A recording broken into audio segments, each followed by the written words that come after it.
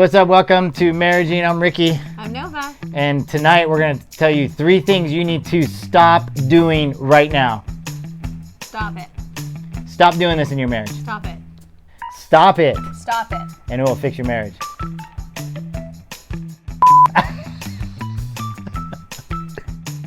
We're going to go back into the thing. Can I do It's Just Who You Are last? Okay. Let's just stop the whole thing.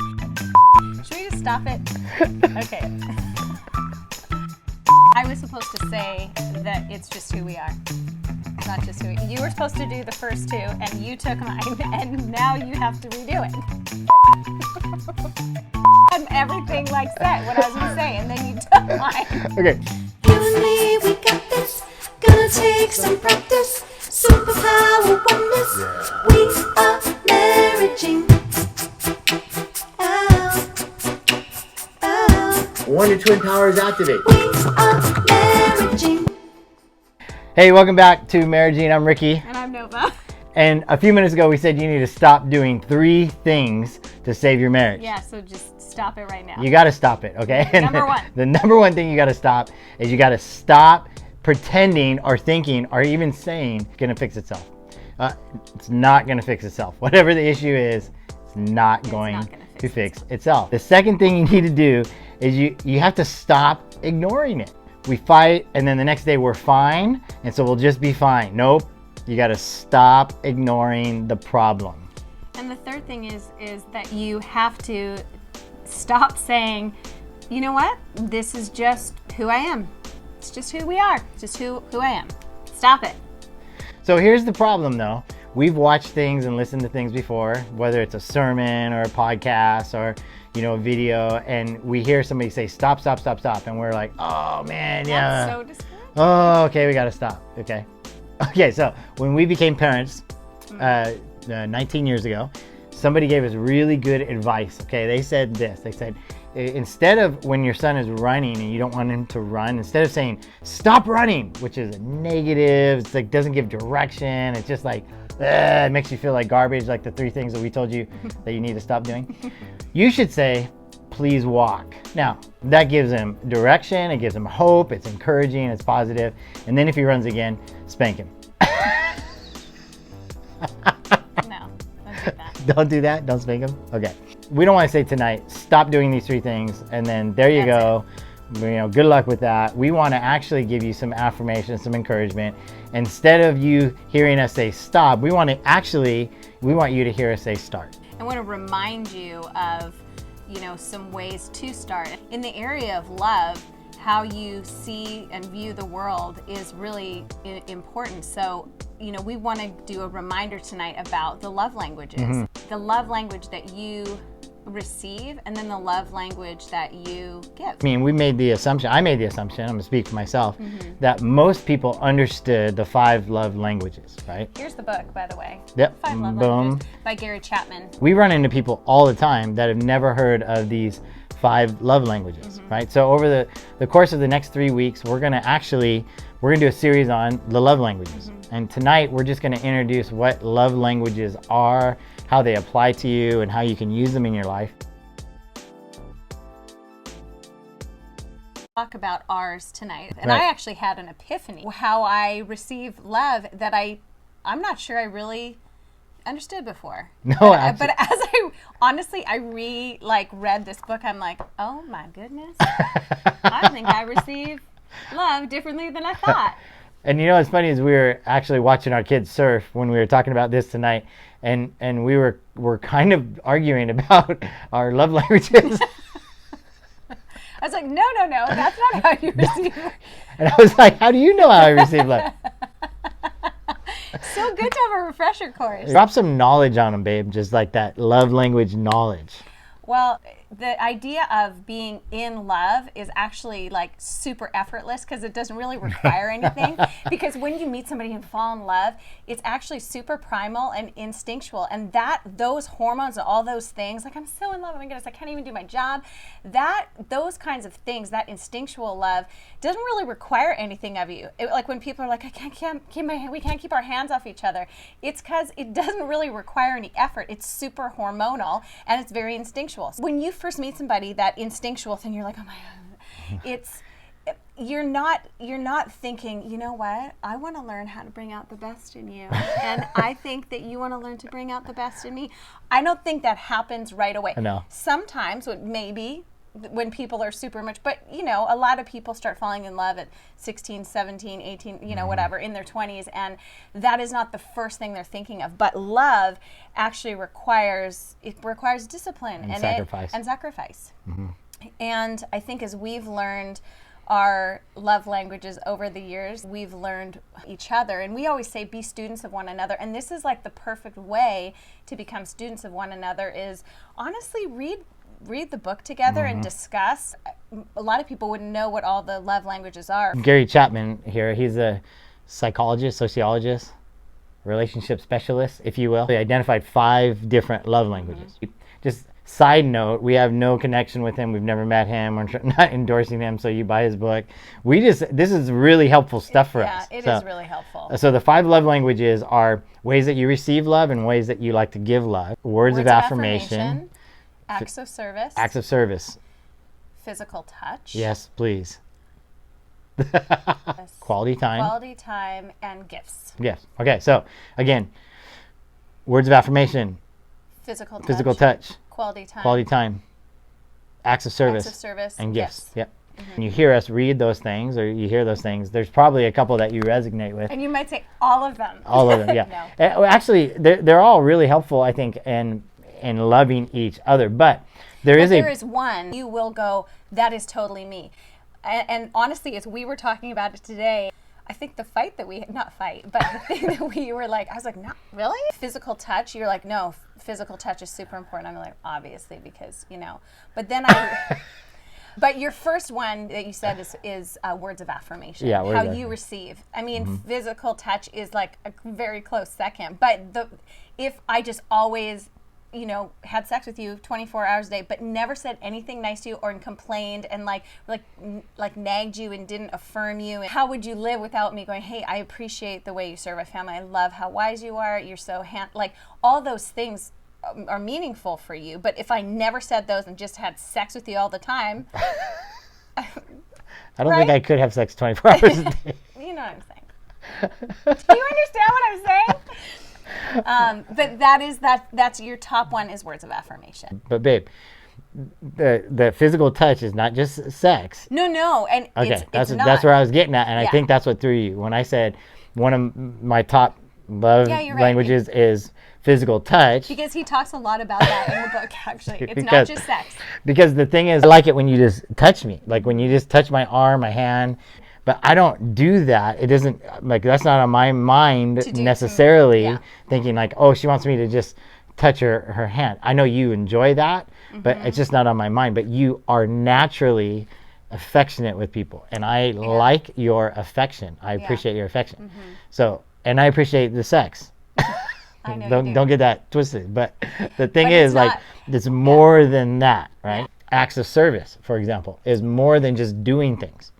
It is, but I realized sometimes you know your love language by what the opposite thing that irritates you. Your tank is empty. He talks a lot about, you know, feeling like your tank is full. I come downstairs and you've like done the dishes in the morning. It just like totally, I'm like, oh my goodness, that's like so nice. It's done. I can move on to other things. Like it really fills up my tank. And I actually at first I thought like, well, maybe my number one way to receive is like words of affirmation. But to be honest with you, you could tell me good things about myself all day long. But if there was just chaos or I didn't feel like you showed up for me in the acts of service way, like specifically, you know, you've done this a lot, but like when, see, I like that. but when, I give it, but I don't necessarily need it, you know? But no, I do need like physical touch, that's number 2. But is it, I don't know, quality time, so good. Like when I've done like, you know, worship or long days and there was like nothing ever for me to eat, you would like go and specifically go and buy me things that would like nourish me throughout the day. And I was like, just thinking back on that, I'm like, he made my life so much better. And that act of service was super meaningful for me. And so I realized like literally today, I am so grateful. I receive acts of service. Like I feel very full because and you are naturally a servant, but your service, like to me and our kids and our family, like really, really fills me up. So the love languages, though, that's what I was getting at. Okay, so physical touch, which is a love language. It's not necessarily sex, but it can be, and it's not necessarily holding my hand, but it can be. Okay. Yes. And acts of service. It's not necessarily doing the dishes, but it can be. It can be. And it's not necessarily sure that you're stocked with snacks when you go do something. No. But it can be. But here's what because it's a different dialect. Right. But here's what I'm getting at. Like the whole idea behind this series we're doing, and what we want to encourage you all to do, is you have to study which of these love languages are going to speak the loudest in the appropriate time. So, for example, if you had a full day and you're going to go in the studio and you're going to record, and I knew that you wouldn't be able to leave the studio, right? And in my mind, I'm going, her love language is acts of service. So before she leaves, I'm going to do all the dishes in the sink, so that when you leave, you notice all the dishes in the sink are done. Okay, that's not as helpful as me filling a mini ice chest with snacks, because throughout the day, you're going to be nourished through these snacks. So both of them are acts of service, but by me doing the dishes before you leave, you still are not cared for throughout the day. Yeah, so it's learning the love language and how that person feels loved in the appropriate time, or in the appropriate way for the time. So here's the point behind these, and I think what we want to try to get across, okay, is becoming students of each other is not understanding or learning, well, her love language is act of service, so I'm going to do the dishes, boom, done. I don't even have to think about it. I'm just going to come home and do the dishes, and then she should feel loved by me, and she should actually love me back because I did the dishes. The truth is, there are times that doing the dishes is not helpful. So you can't just memorize a bunch of things you do and then just do those things and expect these amazing results. That's not being a student. That's just memorizing a script and then saying, here's the script. It's like if I told you I loved you every single day when I woke up. Words of affirmation? Right. If I just woke up every morning for words of affirmation, I said, I love you, but then I left the house a mess and I didn't care for you and I didn't ask you how you're doing, then what good is it me saying I love you? But if you never hear me say I love you, that's hurtful too. Right? Yeah. But it can't, because it does really go together. Like exactly. It really does. And so all of the love languages, like they're all 5 are there really for a reason, and they're all very real. Knowing and understanding your first and your spouse's first is some place to for sure start. And that's why we really want you to go down this journey with us. We learned my languages are words of affirmation, and then physical touch, and then quality time. Those are my top 3. Okay. But if you had to pick one, it's words of affirmation, for sure. Yeah. And your top 3? I would say for sure it's acts of service, quality time, and physical touch. So we both have learned that, but even tonight, as we were watching our kids surf and talking about doing this recording, we still needed to figure some stuff out with that. And men, can I just for a minute, I want to say this. Would you guys please, men, please stop saying, well, I'll never figure out women. How many times have you heard a guy say that? Well, women, I can't understand them. It's such a sickening joke. I can't stand it. Yeah, it's not funny. It's not funny, and I hear it all the time. And it honestly, it really, as a woman, it's like that's a cop out. And what it says is, well, I don't want to, it's too hard to get to know her. I don't want to put in the effort. I don't want to put the effort in. Our culture breeds this mentality that things just come to you. It's really the generation of YouTube famous young people that never aspired to be anything except for famous on YouTube. And some of them have gotten there and they've made money. They're loaded, and now they have a whole following of young people that said, I'll just do something goofy. I won't put a lot of effort or time or really apply myself to get somewhere, and I'll be famous and I'll get paid a lot of money. And some kids, they don't even care about being famous. I'll just get paid a lot of money and I won't have to actually get a job or contribute to society. And unfortunately, we have experienced a lot of folks in marriages that do the exact same thing. And the truth is, shortcuts require 0 character. Well, back to what Nova was saying in the beginning is like falling in love. It's easy. It's easy because it's instinctual. That part, it's almost like an illusion. But the truth is, like, need isn't just to fall in love. It is really to be loved and to be known. And every person really wants to be known and to be loved and seen and heard and cared for. When we can discover, those things in the other person, that's when your marriage begins to grow and be healthy and just go. And some people might go, like, why didn't I get this before? Like, why didn't I see it? Like, Right. And not just, looking at your partner, your husband or your wife and going like, man, like I wish they would just like get it together. It's like, no, we have to begin to journey through this and really look at each other and really it's kind of fun. Like talking about it tonight was very like interesting. And do you think that our love languages have changed over the years? I know that's like such a different topic. But I'm like, we just Whoa. sorry, so ADD. One of my love languages is focus. That's number 6. So I always think you're ADD, and I'm just like, oh my goodness, help me, Jesus. okay. Just stop it. So we'll talk about that some other time. But right now we don't have time to talk about that because we have to tell our marriage and community. We have to tell them what their homework is, because it's homework time.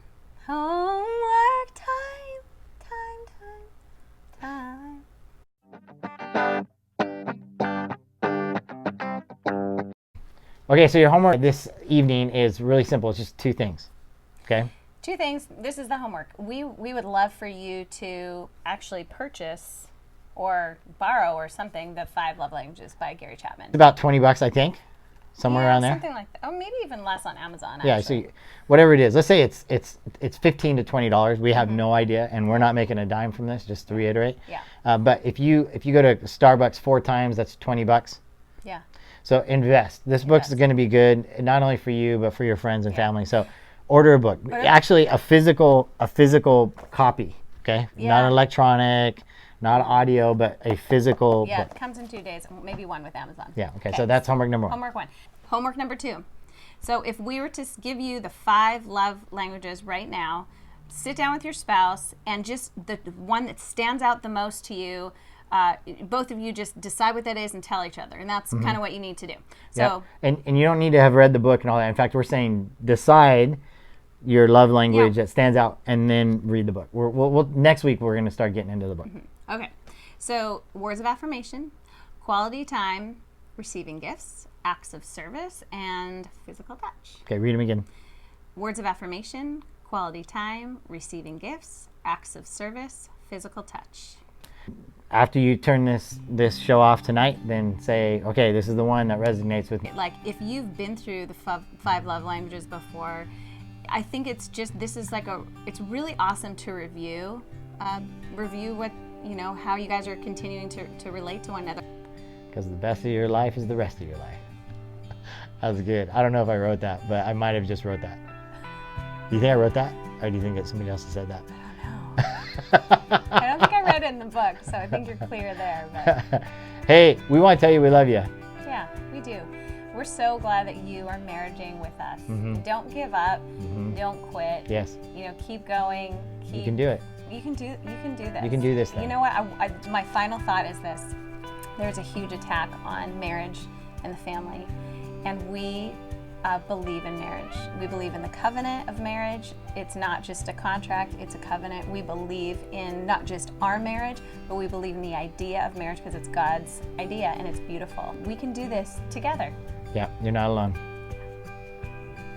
Bye, guys. Have a great evening. Go and do something fun. Let's talk about this. Like this. Bye. Okay, bye.